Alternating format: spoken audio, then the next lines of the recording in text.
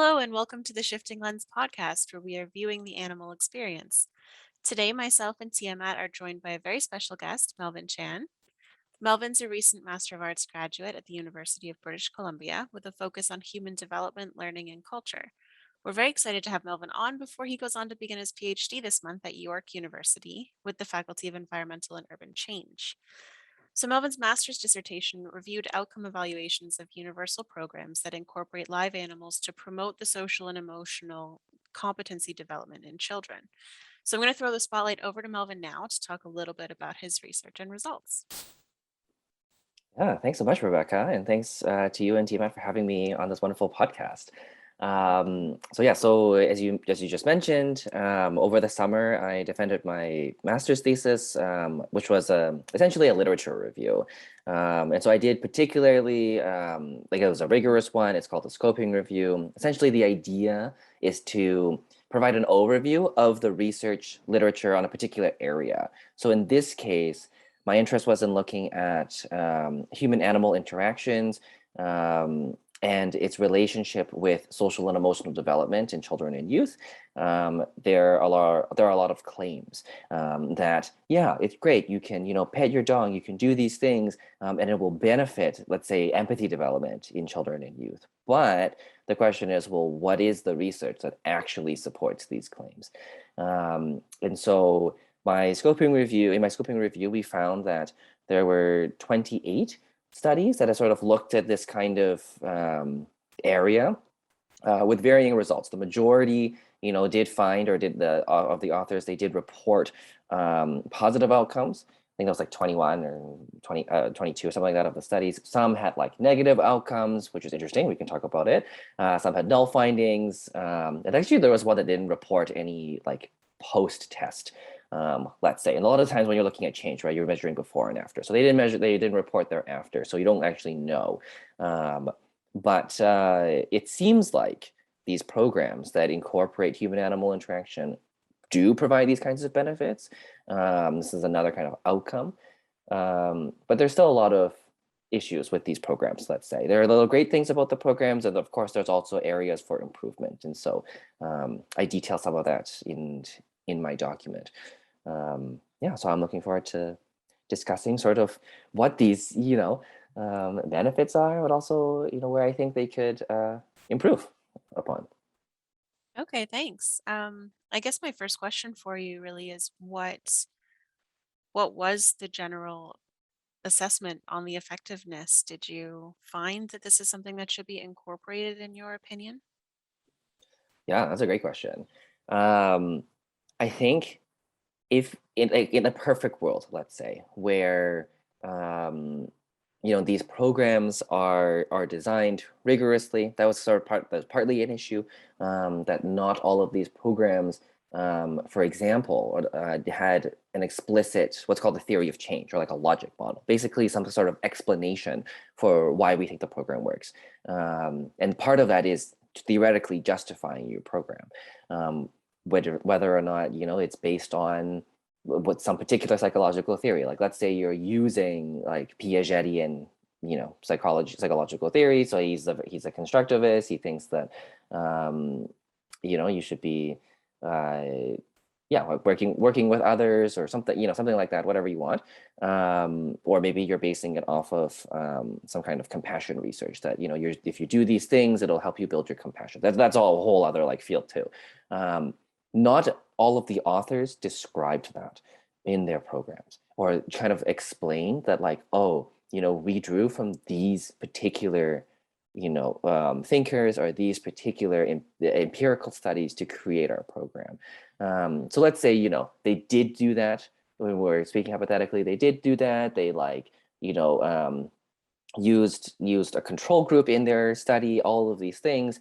Then, and it actually could show that their program was effective, then I would say, yeah, probably you could include this, because it is probably going to work for at least the kind of group of kids and of youth that you studied. And I did find that, again, it was like 21 out of the 28 studies or something like that. They did find positive outcomes. So they did find that it benefited the social and emotional competencies, or at least it like, helped to promote these social emotional competencies. But then you have other issues like, well, how did you measure these social emotional competencies? Were these measures appropriate for what you did, for this particular age group, for the culture? Did you monitor the implementation of your program? Because if you have a program, you have some kind of curriculum document, you're giving it to people. Are the staff who are implementing your program even doing what you think they're doing or what you want them to do? So there are a lot of, I think, these not really small issues or small things, because I think they're pretty critical parts that need to be looked at before I think we can definitively say like, yes, this is something that we should implement in like all schools, and that you bring over a whole other set of issues with then implementing them in schools, or actually even in animal shelters, at your community centers, at zoos or aquariums, or like wherever it is, and there's ethical issues as all of these things that could come up. It's unlike the field of social and emotional learning, which is a part of the education discipline, which is actually where I was trained. That's where I did my master's degree, was in a faculty of education, where over the last 25 years, they've really like looked at what are the things you need to have effective programs. And there are things like, this theoretical part that I kind of touched on, but also stuff like, is it culturally sensitive or responsive, to the group? Is it developmentally appropriate? Meaning, is it applicable for 5-year-olds? Is it applicable for 10-year-olds or 18-year-olds? You probably would do different things with different age groups, right? But then, of course, stuff like, the implementation part of it, implementation science is also a pretty big field, I think, mostly in public health. And so education really has drawn on that and has looked at different staff factors like, your self-efficacy or the training you receive, the ongoing support you receive. And so I think there's a lot that the researchers in the field, looking at human animal interaction and this kind of promotion of social emotional competencies, I think there's a lot that can be brought into this intersection from education. And I think that will help it be more applicable and useful in a lot more settings. I have sort of a two-part question for you, actually, Melvin. Firstly, I think sort of we dove right into it. And I was curious if you could maybe also offer a description for anyone who isn't aware of these programs or what these programs really involve. Like what are children doing with these animals and vice versa? How is this really incorporated into education? Just for, I think the three of us are very aware of it, but just for anyone who's not aware. And sort of maybe along the lines of that, I'm also curious when I hear the word beneficial, it's like, what is beneficial? How is that gauged? Like, how is that measured in these studies that you were looking at? I'd be sort of interested maybe if there's an answer to those that kind of go together in some way. Yeah, definitely. I'll see what I can do to bridge the two. So a lot of these programs, like, you can think of it as like a manualized or curricularized program, meaning that there is some lesson plan for so many sessions, you're doing particular things. And so, for example, let's say, a program could have anywhere from one session. It could also last for a varying amount of time. So it could be one session for 30 minutes. It could be one session for 1 hour, 2 hours, up until maybe 20, 30, 40, 50. So there are some programs that have over 100 lessons in them that last for, maybe 30 minutes. It could be as short as 15 minutes, again, like whatever you want.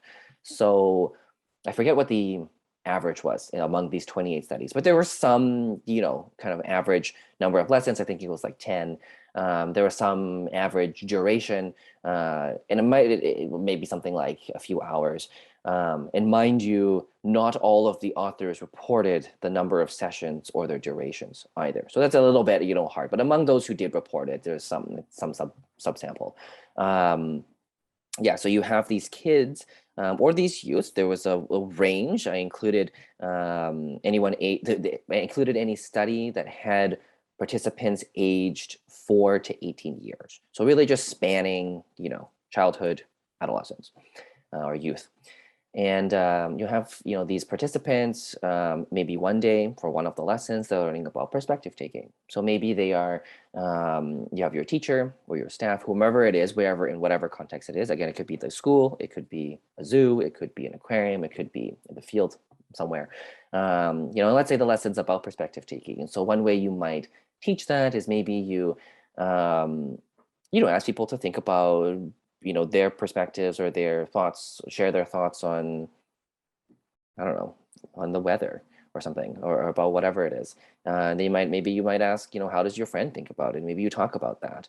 Then you might ask, well, how would a bird think? What would a bird think? Or what would a dog think? Or what would whatever think? And then you might try to, sort of support students in sort of, understanding a little bit more that actually, there are other people who think different things. Not everyone thinks the same thing.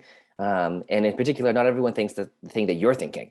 And it's really kind of broadening that a little bit. You might use different activities, like maybe, I'm sure there's a way you can include a coloring activity or with a stuffed animal, or maybe you actually are going out to the field and you are looking at these sheep or looking at these birds being like, what are they thinking about, what's going on, or how are they feeling like when this happens, or you bring a dog into your classroom and, let's say a student wants to pet the dog, and then you ask, well, does the dog want to be petted? Like, what does the dog want? And so that's all part of it.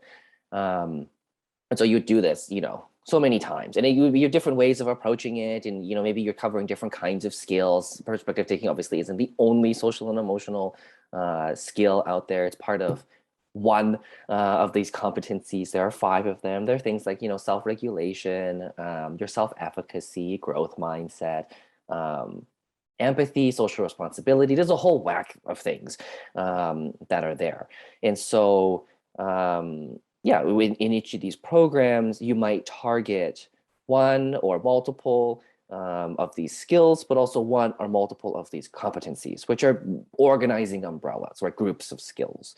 And you might include knowledge, and you might include attitudes and beliefs and that stuff in it as well. So these programs are quite varied in what they're actually doing. And so when we talk about outcomes, it becomes interesting, because then you are asking, well, what are you measuring, right? And how are you measuring that? And so I don't know if I'm fully answering the second part of the question, but there are things like, people not reporting the reliability of these measures, or even justifying why they even chose these measures to begin with. Let's say you're trying to improve empathy, and the benefit here then is supposedly, a positive outcome. This increase in empathy, we think that is good for these reasons. And there's research to show that if you have, if you're developing your social and emotional skills, it is associated with like improved academic achievement, which is problematic, but it is associated with that. You have reduced conduct problems, you reduced behavioral issues, and you can help, you can also use it to treat mental health conditions and some of these sorts of things as well. Again, asterisks that there are some problems with how we're defining that. But the general consensus is that it is good if you are empathetic. It is good if you are responsible, which I think we can also accept just intrinsically. So when it comes to sort of measuring these things, then is the empathy scale you're using appropriate for your age group, appropriate for the cultural group?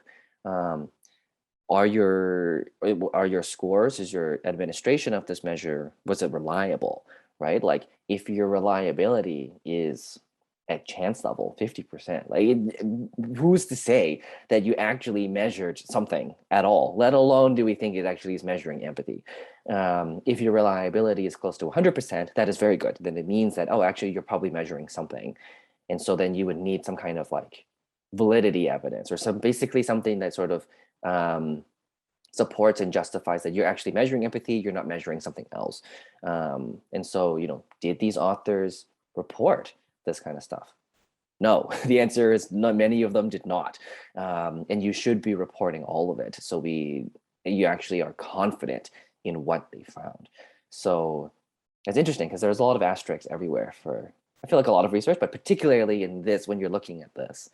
So I think, yeah, before we can really say, yeah, like let's just go and start doing this everywhere, I think we need to take an even harder look at the actual evidence that we have. Yeah, I think tying into what you were just saying about all the possible variables, one that I'm really curious about is did any of the studies you looked at talk about neurodivergence or specifically autism? Because there are a lot of programs for animal assisted therapy specifically with neurodivergent kids. And I'm wondering if it's something that was controlled for, something was avoided, or accounted for at all in the results. Yeah.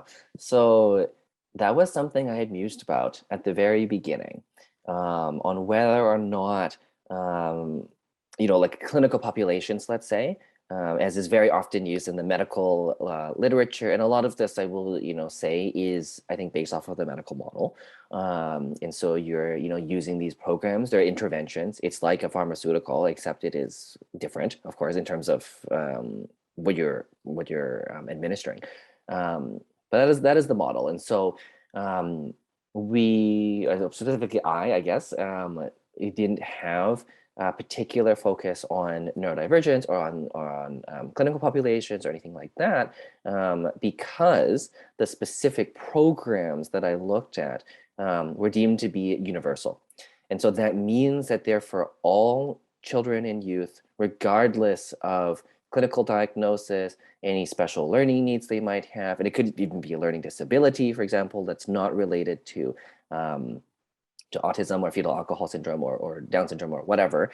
It could be like a language disorder, all that stuff. This is a program that's meant for everyone.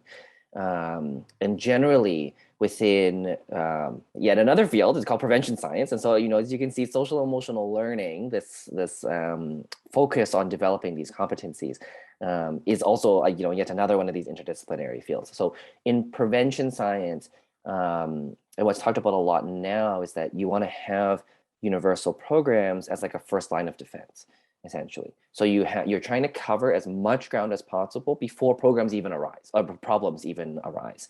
And so that's why you're trying to just reach as many kids or as many people. And so for my scoping review, we excluded programs that were selected or targeted or even indicated, meaning that these are different levels of specificity, let's say, or intensity, where you have kids then who might be at risk for developing whatever disorder it is or whatever condition it is we think is bad, or you might have kids who are like really there, so you can tailor interventions to these different levels. And for my review, we were only looking at programs that were meant for everyone. It could have been that in these studies there were kids who were neurodivergent, or there could have been a specific population that or that had kids who were, or a particular study that had a group of kids who were on the autism spectrum. I don't think that was reported in any of the studies. I think if it was, you could obviously do subgroup analysis. You could see, well, was it more effective for the one, for kids on the spectrum or kids who were not or whatever. But it wasn't a primary focus. So despite, I think, all of the research on animal assisted therapy out there, particularly for these different conditions, it didn't fully show up in my particular review. Had I included studies that were meant specifically for those kids, then it would be a different story, because there is a lot of research there as well. But because of the topic, it was almost like, I think, unintentionally excluded based off of the design of the particular review. Okay. Um, so I find that quite interesting because certain things like empathy tend to present differently in people who are autistic as opposed to people who aren't. And autism diagnosis is something that is in itself very problematic. I'll try to avoid going on a tangent about that, but particularly people who are assigned female at birth have a harder time getting diagnosed, and people who are not white have a harder time getting diagnosed. So I guess my follow-up question is, having done this study looking at programs that deem themselves to be universal, do you feel like universal is possible? How do you think the assessments really handle those unreported differences across people's brain function and learning capabilities? Yeah. I really don't think that we can um, necessarily, let's say, use universal programs universally or all the time in all places, right? Um, there was a general feeling, let's say, during the review, the actual review process, when I was selecting studies. I actually had one of my friends. She was also a grad student at UBC doing her master's, and so she was helping me with it. It's part of the rigor and all the stuff, of the review, which is great. But we had discussed, well, it just feels a little bit weird that we are excluding these kinds of programs. Now, mind you, so there was one of the studies that used a universal program. It's actually called the Muddigrees program. You may or may not have heard of it. It was developed out of Yale, and it's based on research in social and emotional learning, which is a big kind of discipline, and integrating humane education, animal assisted education, all these different names for it, but bringing that together. And so it is a universal program. It is designed in a way to be meant for everyone. But in her study, actually this was a dissertation, I believe she looked at 3 children who were on the spectrum, in particular, to see, did this universal program work for these 3 kids, to develop or to decrease their aggressive overt aggression and temper tantrums, occurrence, something like that. So there, that's totally fine. The program itself was universal; it was meant for everyone. But I mean, that does bring up the question: well, just how does it work? For these kids. And I think when we're also measuring certain outcomes, I mean, yeah, decrease in aggression or reduction in the number of temper tantrums. I think that's great.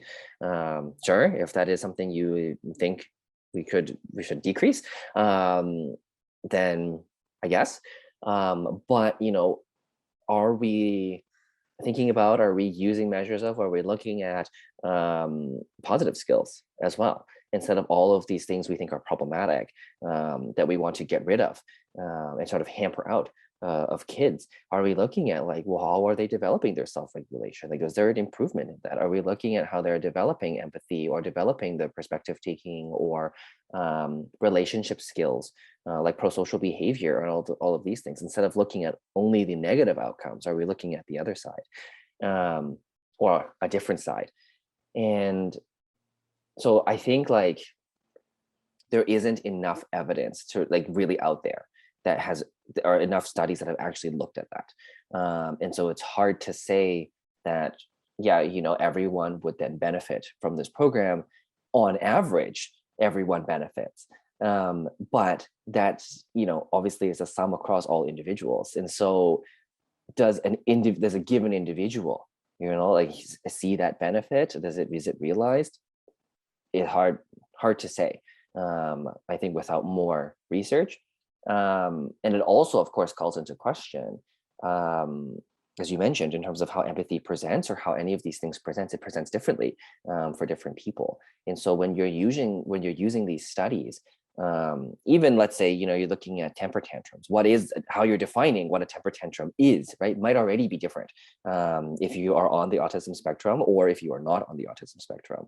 Maybe it's not, it could be. And so how, right, like, how applicable is that to your population? And did you justify it, right, like, in some way for this group? I think in this particular dissertation, that I included in the review, I believe she did. Did everyone else, did other people do it? Not so much. And so, yeah, it's hard to say who benefits.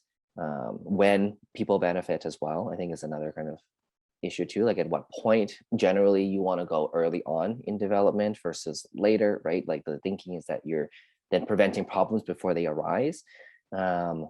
But are are you ready? Like, are kids ready to participate in these programs? Or do they need a different program? Or do they need, something else before they can fully realize their, or fully participate in whatever it is you're doing?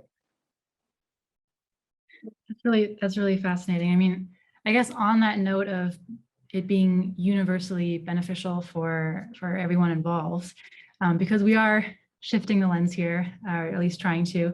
Did any of the literature address the benefits that the other animals, sort of the dogs or the whatever else they're learning with or together with, what benefits they might reap from working with the children? Did that come up at all in the literature? No. Yeah. In a word, no. So across all of the 28 studies I included, only three mentioned anything about animal welfare specifically. There were a number more. I think it was close to 10 or something that, reported on the demographic characteristics of the animal participants.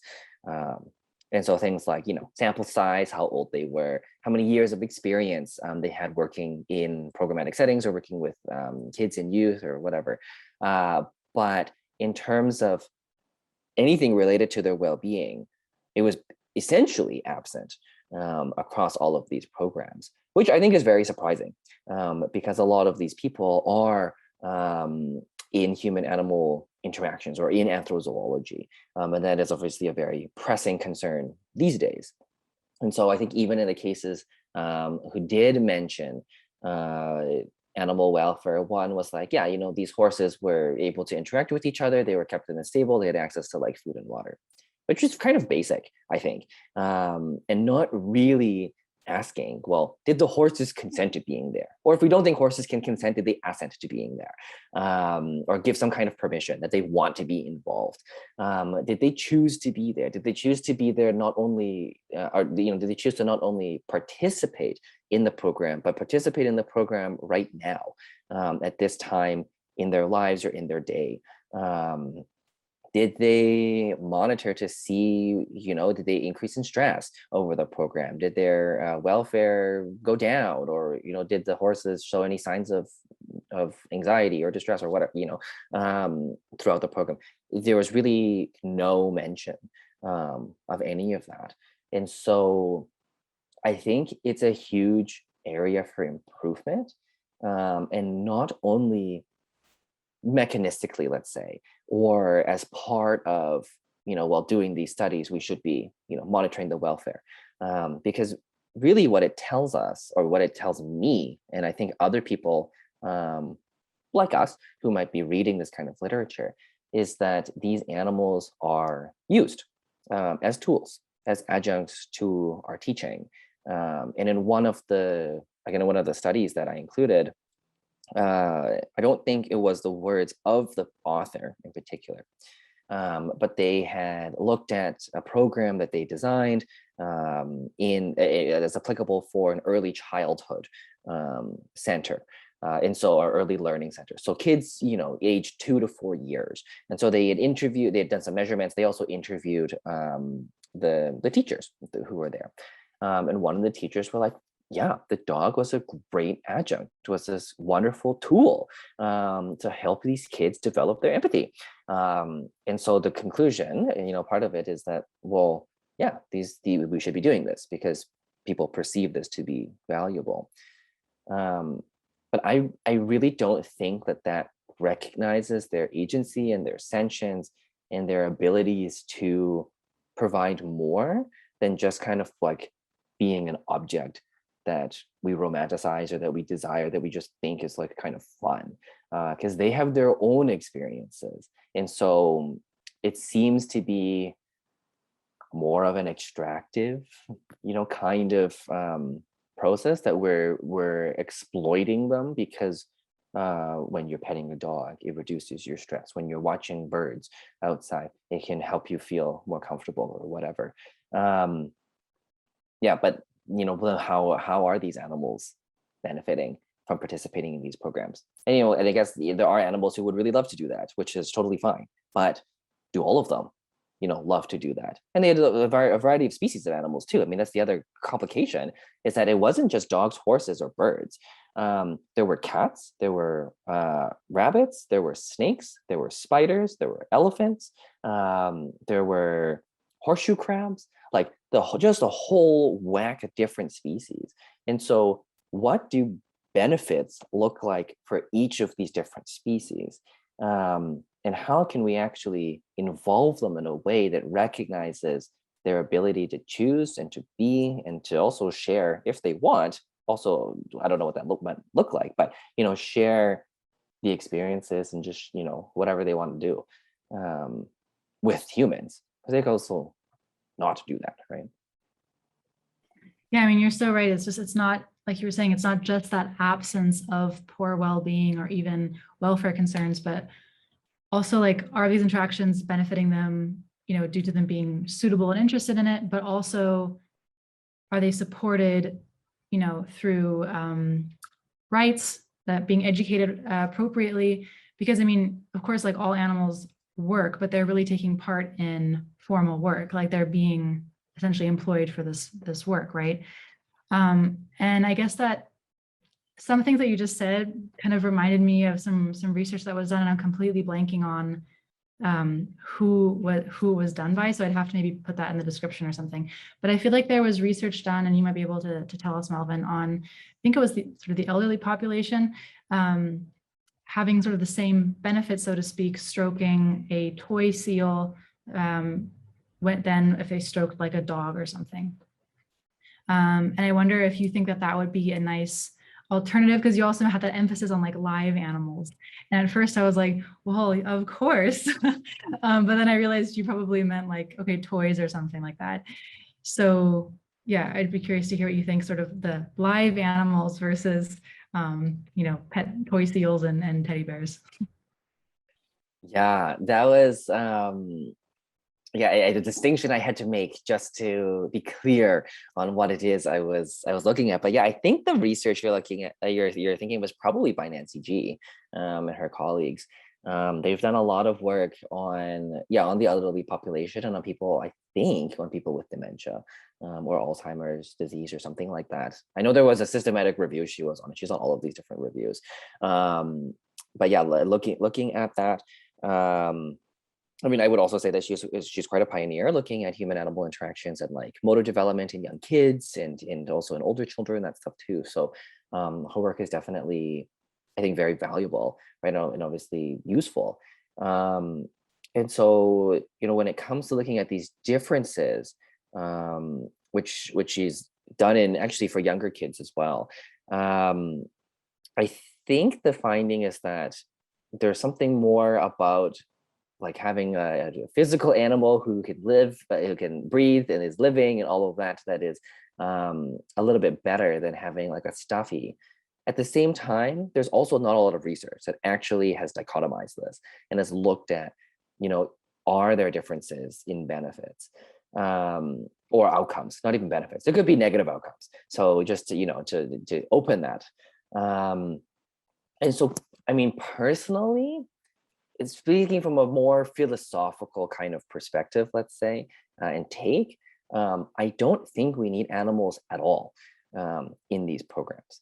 I think that we can do them with just humans. And why I think that is because, so I guess it's not purely philosophical, but because of this research done in the field of social and emotional learning, that there are no animals involved in these programs, and they have lots of positive outcomes, also reductions in negative outcomes for kids, which is the whole foundation for doing this in the first place. So I think that, like, instead of just saying, well, perspective taking only applies to humans, or implying that it only applies to humans, we should just say it also applies to animals. It also applies to trees. It also applies in all of these other cases, and just broaden the definition of what we mean by social and emotional competencies.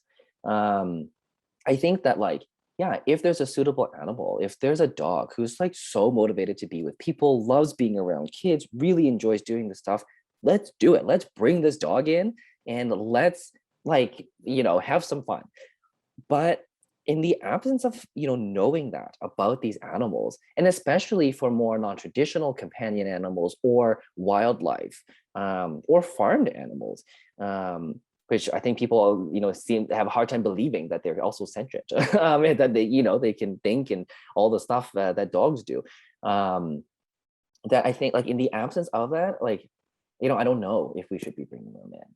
And I think that we're doing them a disservice, because then we can't really know, well, what benefits are there to them, or what outcomes there are for them, and are they actually enjoying doing this.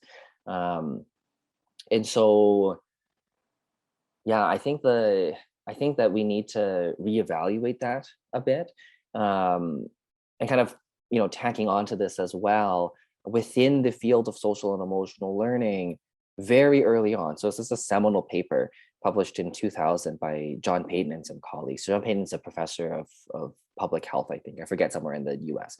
But this very influential paper was one of the first frameworks for, or probably was the first framework for, social and emotional learning, as conceptualized by an organization called the Collaborative for Academic, Social, and Emotional Learning, or CASEL. They're based out of Chicago, in Illinois. And so they're really like a huge powerhouse. They're like the leading place for anything related to social and emotional stuff.